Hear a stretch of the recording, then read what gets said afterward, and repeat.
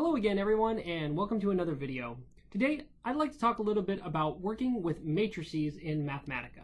So this video is going to build off a little of the foundation we laid down with our previous video entitled Getting Started with Mathematica. So if you haven't had a chance to view that first, I would recommend you go back and take a look at that before getting started on this tutorial. I'll leave a link for that video in the description.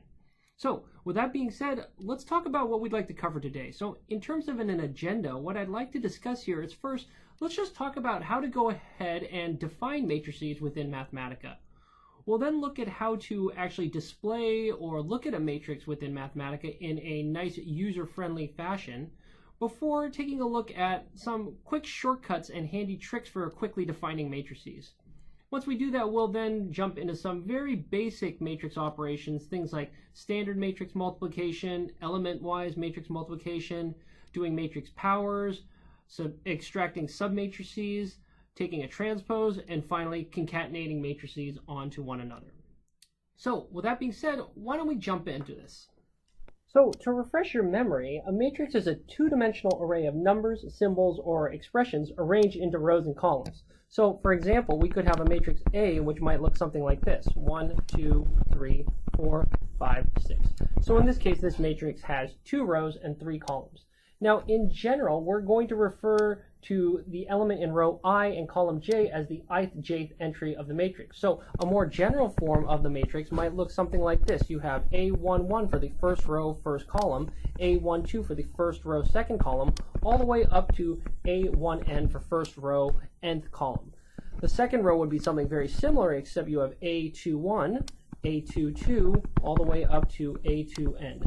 And finally, this pattern would repeat until you come to the mth row, first column, mth row, second column, all the way down to mn for the mth row, nth column. So in this case, we see that this matrix has m rows and it has n columns. So with that basic theory out of the way, the question becomes, how can I define and use matrices within Mathematica? Alright, so let's go ahead and fire up Mathematica here. Now, if you remember in our previous tutorial where we were talking about getting started with Mathematica, we showed how you could assign values to variables. So namely, we did things like x equals 3, y equals 2, z equals t squared, things like that. And we can enter all of these into Mathematica. Now, in this case, we were only manipulating single values or variables at a time. Maybe let's make a little note up here. I'll change this to text here to make a small note and say manipulating single variables / values at a time. Now let's come down here and suppose we wanted to collect a group of single values together into a list of values. Now luckily Mathematica has a construct called a list that does exactly this, and we are going to generate a list using the curly brace operators. So let's make ourselves another little note here. I'll change this to text here, so Alt-7 here to say make a list of single values by grouping them together using the curly brace operators. So in other words, what I can do here is I can say, all right, let's make a list called A, and I will make this 2 values, 1 and a 2 together. And maybe I'll make another one. How about 3, 4, and Z? So if I shift enter and put these into Mathematica, we see that these are actually a grouped list of variables all collected together here. So with this concept of lists in place, we can now consider how to build a larger matrix in Mathematica. Now, if you recall, a matrix is simply a set of values that are arranged in a 2D structure. So we can create matrices in Mathematica actually using lists of lists. So let's start ourselves another comment here, Alt-7, and I'll say make a full 2D matrix using a list of lists. So in order to do that, let's go ahead and make a matrix. Maybe I'll call it capital A here. And now I will start with a small list. This is actually going to be the first row of the matrix. How about 1, 2? And now what I need to do is I need to wrap this in another set of curly braces, right? Because what I want to do is make a list of lists. So inside here, each one of these smaller inner lists is a single row of the matrix. So if I do something like this, and I hit Shift Enter, we see that A is actually what Mathematica considers to be a full, complete, proper list.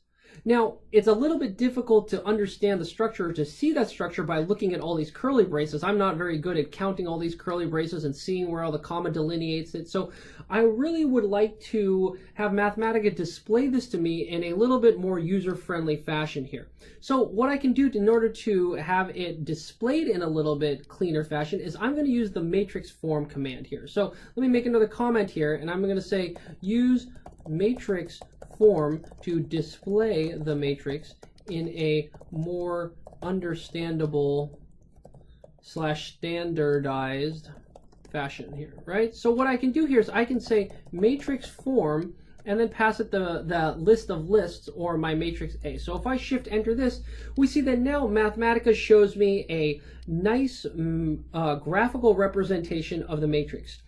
Alternatively, another way to call MatrixForm here is the shorthand notation, is I can say A//MatrixForm. And you see that both of those two are equivalent. Now, this is really great for viewing what the matrix looks like, but I want to be very careful here. MatrixForm is a little bit dangerous in the sense that you don't want to use it to assign variables. What I mean by that is if you look closely here at how Mathematica is inputting and outputting these lists of lists or these matrices, you'll see that this line looks perfectly normal, right? You have the input here of my list of lists, and the output clearly shows that Mathematica has stored this as a list of lists. So it's able to be used for actual other math calculations down the road here. If we look at these matrix forms here, when you have the output, you see that it's actually storing it as a matrix form object. So you can think of it as, it's almost like a picture at this point. So this thing here that is temporarily assigned here is not usable for matrix calculations.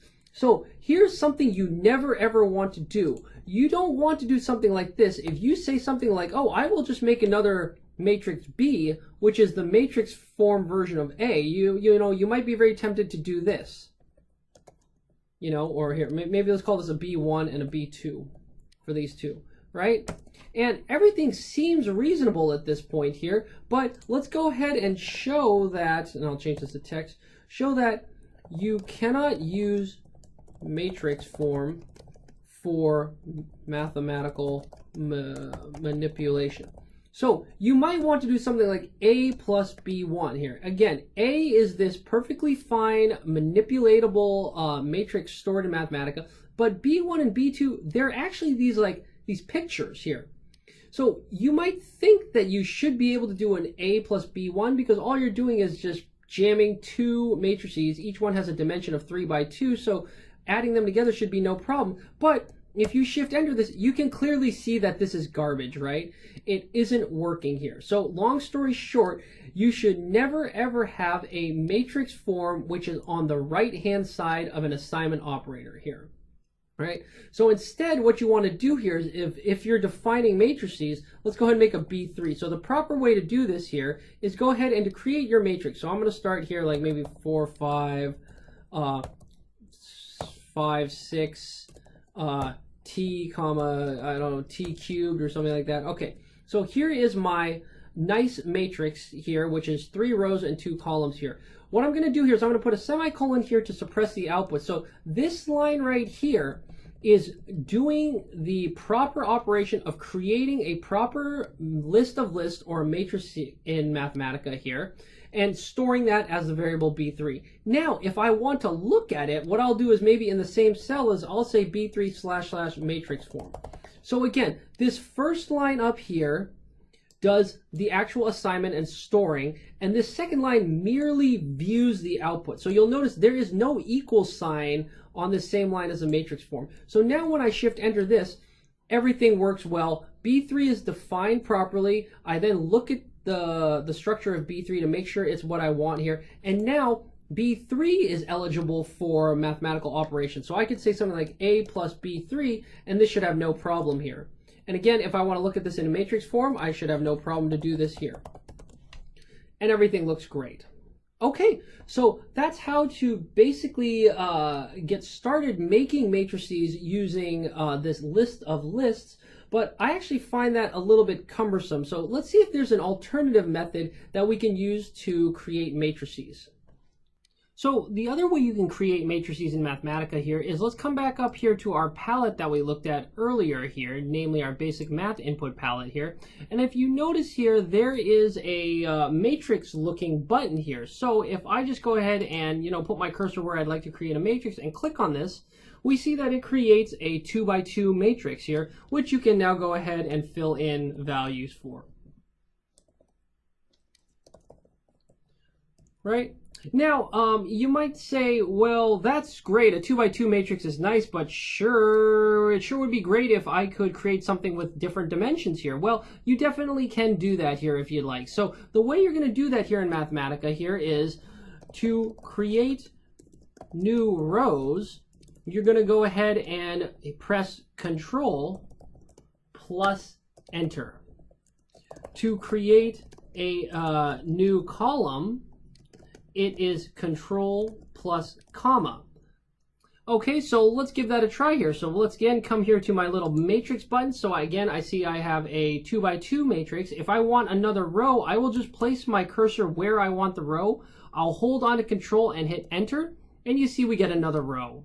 Similarly, if I want to add another column, I'll go ahead and put the cursor where I think I would like the column. I'll push Control and hold it down, and then push comma simultaneously, and you see get another column. And I can keep doing this column, column, column here, and row, row. So you can go ahead and make whatever size matrix you'd like. The other way that's even faster, that you don't even need to go hunting and pecking in this palette button here, is, again, let's just start ourselves a new cell here, and you can almost think about just how could I draw a matrix, maybe using, like ASCII art. I'm sure you guys have seen this where people draw things out of ASCII characters. Well, let's start drawing a matrix out of ASCII characters. I think, a matrix to start, it kind of looks like an open parentheses, and then to kind of end the matrix, it sort of looks like a closed parentheses here. So this is my horrible ASCII art version of a matrix here. But now what I'm going to do is I'm going to move my cursor to the inside of this matrix, basically, and now use that Control Enter and Control comma technique to add some rows and columns. So I'll just add some rows. I'll hold down Control and start hitting Enter, and I'll keep that Control button held down and start hitting comma, and I can go ahead and make myself another matrix. So this is a couple of different ways that you can go ahead and create and manipulate and this is a couple of different ways that you can create different size matrices in Mathematica. All right, so why don't we go ahead and take a look at some matrix operations. So to break up our notebook here, let's start a new section here. Maybe let's call this matrix operations. And maybe the first one that I'd like to look at here is, let's again start maybe a subsection here. And we will call this, how about standard matrix multiplication. So if you recall, the deal with standard matrix multiplication is we need two matrices that have compatible dimensions here. Namely, the first matrix has to have the same number of columns as the number of rows of the second matrix. So instead of me talking about that, I think maybe the easiest thing to do is to look at an example. So maybe let's go ahead and define two matrices. So let's go ahead and redefine matrix A. I'm going to use my technique of drawing the matrix, putting the cursor in between the commas, and hitting Control Enter and Control comma until I get the appropriate size. So let's go ahead and do this. How about 1, 2, 4, I don't know, -3, +3, 4.5 here. And then maybe let's make another matrix B here, which is 3 rows and 3 columns here. And we'll make this, how about a 1, 2, 3, 1, 5, 4, -3, 1, and a -1 here. Okay, so here's two matrices here. So what I can do now is I would like to do standard matrix multiplication between these two. So in order to do standard matrix multiplication, I can use the dot operator. So let me just write that down. So I'm going to start some text here, and I'm going to say use the dot function to do standard matrix multiplication. Right? So what I can do is I can say dot AB here, and I can say this is the result AB. So if I go ahead and do that operation and then look at the output, we see that, yes, this is doing exactly what we expect here. Now, some shorthand notation for dot here, for calling the dot function, is I can simply just use a period here. So let's say that an alternative notation for doing matrix multiplication is to use the period or dot operator. So in other words, another way that we can do the exact same operation as we did earlier is I can say A dot B here, right? So this is the exact same thing, right? Okay, so that here is standard matrix multiplication. How about element-wise matrix multiplication? So let's go ahead and start ourselves a new subsection again here, and let's talk about element-wise multiplication. So in this case, with element-wise multiplication, we need two matrices which are exactly the same dimensions here, right? And then all we want to do is I would like to multiply each ijth element of the matrix with the other matrice's ijth element here. So again, let's go ahead and redefine A and B as maybe two matrices of the exact same dimensions. And actually, let's make them something like this here, maybe non-square here. So B is, again, we need these things to be the exact same size here. Okay, so if I enter these into Mathematica, we see that, yes, there's no way that you are going to do normal matrix multiplication between these because they just don't have the proper dimensions. So A dot B, this is going to fail here because they have incompatible shapes here. However, I can do element-wise multiplication, no problem. So in order to do element-wise multiplication, all I need to do is I'm going to use the star operator here. So let me write a quick note here. So to do element-wise multiplication, we can use the star operator, right? So in other words, A star B, right? Let's call this now AB and take a look at that. So that just multiplies element 1, 1 by element 1, 1, element 1, 2 by element 1, 2, etc. here. So that is a easy way to go about doing element-wise multiplication with matrices. All right, so continuing with our tour of operations, let's go ahead and maybe consider another operation here. So I'll start a new subsection. How about matrix powers? Right, so in this case, let's assume that you would like to do the operation of, you might see this in a textbook like a squared or a cubed here, right? So if A is a square matrix, we can do these operations. So let's go ahead and do make up an A. This is maybe 1, 2, negative 4, 5, something like this here. So here's my square matrix A. So the first thing we have to ask is, what does it mean when you say A squared or A cubed? So in a textbook, what this typically means is shorthand for A times A here. In other words, this is standard matrix multiplication twice, right? And again, A cubed is just A times A times A. So this is, whoops, sorry, I actually got a spelling error here. This is standard matrix multiplication 3 times, right? It's just shorthand notation.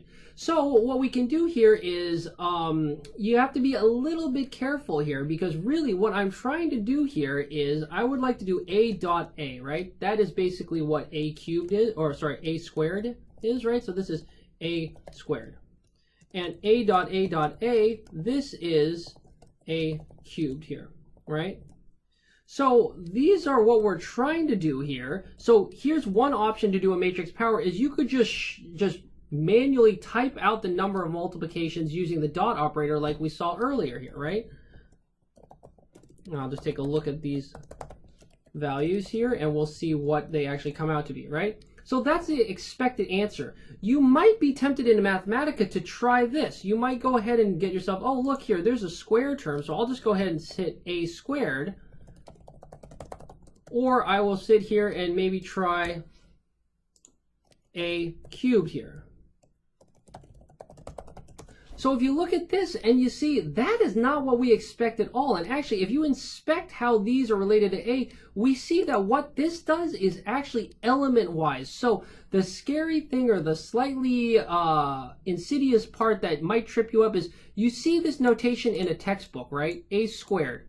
You might be very tempted to just exactly copy that in your Mathematica code, but you see that they actually do completely different things, right? In a textbook, a squared means standard matrix multiplication. What you do here in Mathematica is if you raise this to a squared, you basically are doing element-wise multiplication. So this is effectively wrong. We better just delete this because this is now misleading. Instead, to do matrix multiplication in Mathematica, we're going to use the matrix power command here. So let me write a quick note here. So to properly do matrix powers in Mathematica, use the matrix power function or command here. So in other words, if I say matrix power a, and I'm going to do this thing twice, or for example, I could do this 3 times, right? We see that gets us the result we want. So again, there's 2 ways you can do matrix powers. You can do this out manually, longhand, or you can use the matrix power command. Just don't use the caret here. All right, so let's look at a couple of the other operations. So let's go ahead and start another section here. And how about let's talk about extracting submatrices. So in order to do this, if we have a larger matrix and we'd like to pull out a certain portion of this, we can use the part operator. So again, let's see, we've got this matrix A, I believe, right? This is just a 2 by 2 here. So what we can do here is we can use the part command to pull out a certain part of this here. So for example, if I want to get the 2, 1 element of this matrix, I can say part A 2, 1 here. So this is going to get the 2, 1 element as we expect here. The shorthand notation for part here is you could also say A square bracket, 2, 1, n square bracket, n square bracket. This is exactly the same as the previous command here, right?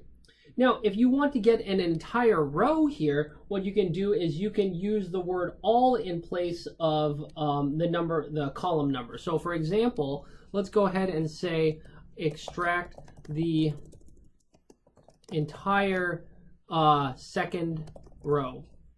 So what I can do here is I could use the part A, I want row 2, but I want all columns here. So if I do this and I hit Shift Enter here, notice here that actually what we get is we get the list here which corresponds to the second row. This is actually not an entire matrix here. You notice here it's just a single list. It's not a list of lists here. So one thing to maybe think about here is if you're extracting an entire row at a time here, you may want to wrap this in one more command here, or sorry, one more set of curly braces to make it a list of lists. So now if I call this row 2 and I say Shift Enter, now this thing looks like a full matrix here. So in other words, I can say row 2 / MatrixForm, and it is a proper 1 by 2 matrix that I can use for other manipulations here. Okay, now what about extracting entire columns here? So let's start another one. So extract the entire second column.